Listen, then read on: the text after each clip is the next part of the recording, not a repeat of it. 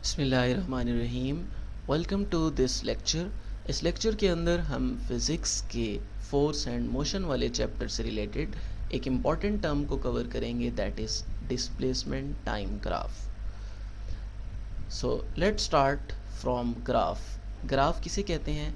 Graph से मुराद किसी भी इंफॉर्मेशन को पिक्टोरियल फॉर्म में यानी कर्व्स या लाइंस की फॉर्म में प्रेजेंट करना है।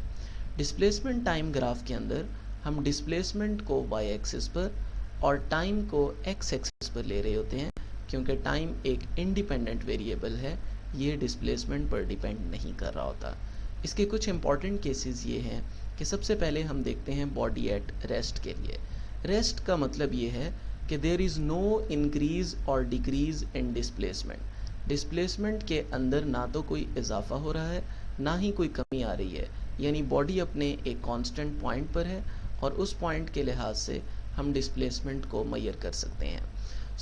हम इस ग्राफ के अंदर देख सकते हैं कि हमने टाइम इंटरवल को एक्स एक्सिस के अलोंग लिया है और डिस्प्लेसमेंट को वाई एक्सिस के अलोंग लिया है, और ये जो लाइन है ये हॉरिजेंटल फॉर्म में है, क्योंकि इसके अंदर ना तो कोई इंक्रीज़ आ रहा है और ना ही कोई डिक्रीज़ आ रहा है। अगर इस लाइन के अंदर इंक्रीज़ आता, ये ऊपर की तरफ जाती, तो अपवर्ड जाने का मतलब ये था कि डिस्प्लेसमेंट ज़्यादा हो रहा है, और इस लाइन के डाउनवर्ड आने का मतलब ये था कि डिस्प्लेसमेंट कम हो रहा है। तो हमें ये पता होना चाहिए कि जब भी बॉडी रेस्ट में होगी तो उस वक्त डिस्प्लेसमेंट टाइम ग्राफ के लिए हमारे पास एक स्ट्रेट लाइन आएगी, और वो स्ट्रेट लाइन पैरेलल होगी टाइम एक्सिस के साथ। इसी तरह हम देख सकते हैं एक ऐसी बॉडी का ग्राफ जिसमें बॉडी कांस्टेंट स्पीड से मूव कर रही है।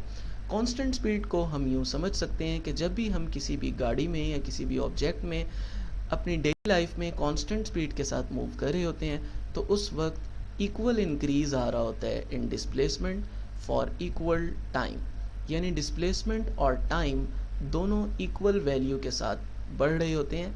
यानी अगर हम डिस्प्लेसमेंट में देखें यहाँ पे वाई एक्सिस पर, तो हर दफ़ा हम देख सकते हैं कि 10 का इंक्रीज़ आ रहा है वाई एक्सिस पर, और एक्स एक्सिस पर हर दफ़ा 5 का इंक्रीज़ आ रहा है। तो इक्वल इंक्रीज़ आने की वजह से हमें हमेशा एक स्ट्रेट लाइन मिलती है, लेकिन ये स्ट्रेट लाइन इस तरह से मुख्तलिफ होती है कि it is always inclined by time axis.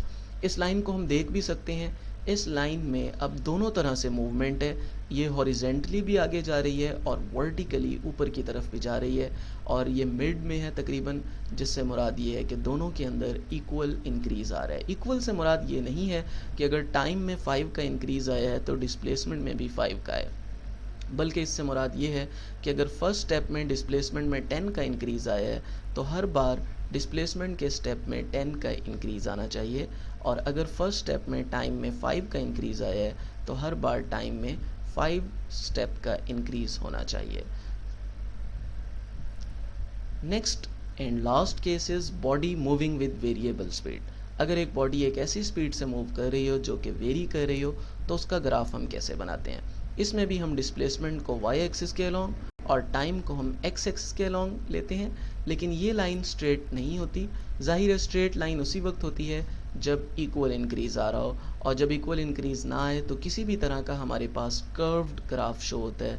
वो किसी भी शेप में हो सकता है, that may be in this shape, in this shape और in any other shape, depending upon के बॉडी में किस तरह से किस हद तक इक्वल इंक्रीज़ नहीं आ रहा।